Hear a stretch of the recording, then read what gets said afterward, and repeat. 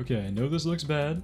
Today is a funny day, and I'm coincidentally dropping a tier list video, but that'd be way too obvious. Okay, I'm not doing that. This is not just a troll. Today we are dropping a real tier list for all the meta units in Anime Last Stand as of the Sword Art Online Quality of Life update. Hopefully you enjoy the video. If you do, maybe leave a like or subscribe. But anyways, let's get into it. So for the rankings today, we're going to be using the normal tiers we always use of Meta Overall, Meta Infinite, Meta Early, Support, Decent, and Farms.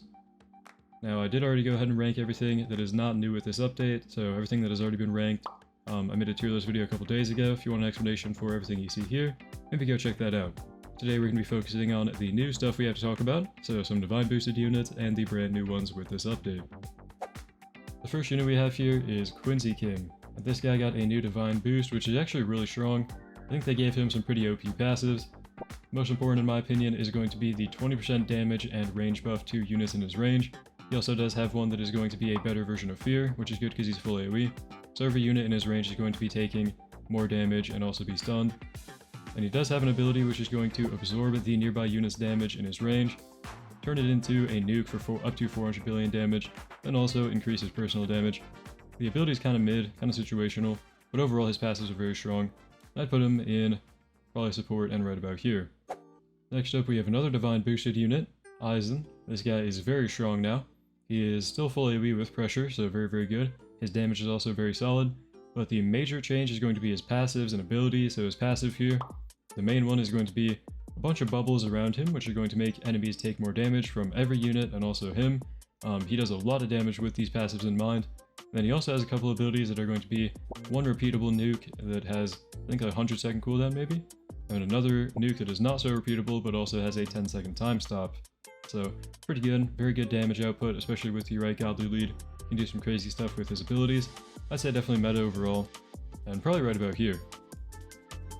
While we are on the topic of divine boosted units, I'm just going to move over Saber here and get her out of the way.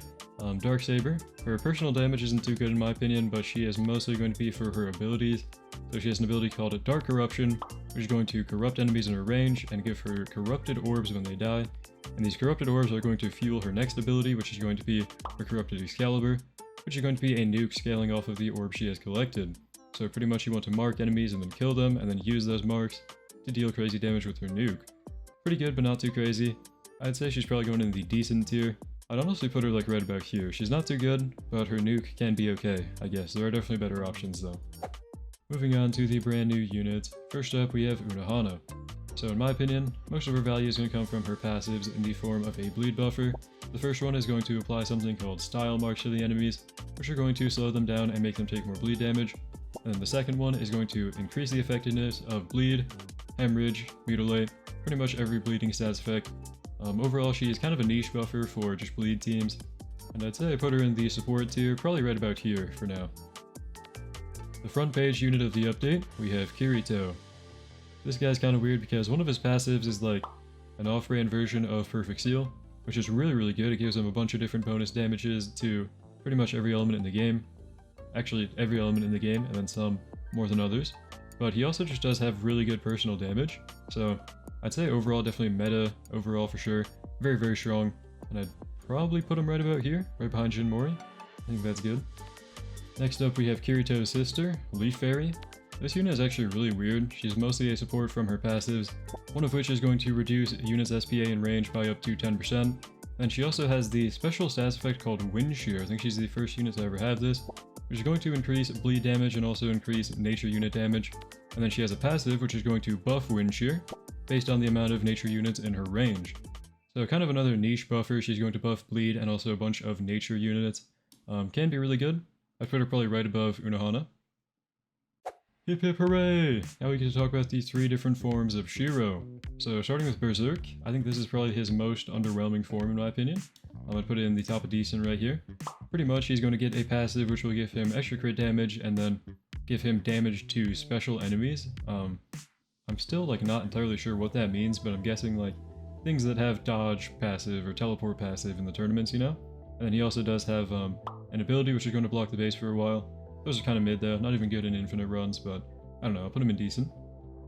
With a lot of the new units we got in this update, I think his sword form can be really good. So the sword form is going to give him bleed, and also a passive that is going to increase bleed damage every time he hits something. Very, very solid. And then he does have an ability which is going to give him the random passive for a little bit. Pretty good. Random passive is just always going to be pretty strong, so I'll put him at the bottom of meta overall. If you pair him with the right team, he can probably do some crazy things, I'm not gonna lie. The final Shiro form, we have Knife. And in my opinion, this is actually his best one. It's his fast attacking, crit chance, and crit damage form. And it will also make him deal more damage to something he hits 20 times. So, pretty much like a boss killer. If you get an enemy that has a lot of HP, he can hit it 20 times and start melting it. And he does have an ability, which is going to spawn a bunch of clones with him. They're going to copy his passive and also deal 10% of his damage. So pretty much a 50% damage increase with that 20 hit thing counted. So it's really good for boss melting, honestly. And I put a meta overall probably right above Ainz here. Finally, we can talk about the brand new Infernal boosted unit, starting with Gojo. So Gojo's damage is actually really good now, especially with his Black Sparks passive, which is pretty much like an extra crit thing. And then most of his value, in my opinion, is going to be his support. So he's going to have the passive Infinity, which is kind of like Aizen, where you can have a bunch of different bubbles, and the closer the enemies get to him, the more slowed down they get. So very, very strong if they get right next to him, and just overall a very good support ability to have. It does also have a couple abilities with a time stop with pretty good uptime, and also a nuke that I think does 400 billion, if I remember correctly. Very solid unit though. In terms of support, I'd put him probably like right here, the third highest support in the game. Otherwise, I do think he can be meta overall, and I'd probably put him right about here. Infernal boosted Zamasu. This is a weird unit because like he kind of completely power crept Gon. Gon was an infinitely damage scaling unit. Zamasu has a better version of his passive, so that's kind of weird, but okay. He gains a 1.5% damage per wave, which is just like a little bit higher than Gon's. He also has a couple of abilities which will scale off his damage quite nicely. A nuke is going to scale off his damage and turn it into plasma, which will buff his bolt. And he does also have another ability which is kind of going to nerf units near him and give them more damage. Pretty good for him. But overall, the reason I do have a boost form and a normal form of Zamasu is because I do think the normal form might still be better in most cases, because here's the thing. The boosted form is kind of designed to be like an infinite unit, but if you were to run him in a leaderboard run, you're actually going to get more value out of the unboosted form, because the unboosted form has a percent-based nuke for 10% of boss's HP. Now, you get to a point where bosses start having quadrillions of HP where he can't even like scale up high enough to do damage in the boosted form, so the 10% HP is always going to be better, and I do think that in an infinite run, the normal form is going to be better than the boosted one, so only boost if you want to use him for progressive. Antares got a pretty huge buff. This guy was kind of useless before, but he is a very solid burn unit now. He has a passive which is a 50% chance to do like a nuke, a mini nuke around him, and also buff burn damage, which is really good for burn teams. He has another passive where he is going to increase fire element units damage, and then he's also going to buff his own damage against burning enemies. Depending on what kind of burn they have, he does more damage. So overall, very, very good for a niche burn team. Way better than he used to be. I'd probably put him right about here in support. He can be really good for his own personal damage, but mostly a support in burn teams for sure. The final unit we're going to be talking about is the Infernal boosted Guts. And I'm not sure why this guy got an Infernal boost, because I'm not going to lie, he's been buffed like 5 different times. Just let him die already, man. Let him fall out of meta. But Guts is very, very strong now. They gave him a special passive, Indiscriminate Rage, where every few attacks he's going to do like a roar thing. I'll let you read that. It's going to stun enemies and also stun units in his range, which the weird thing about that is it's going to buff his damage for that. If you put a bunch of units near him, he can do up to 100% more damage, I believe.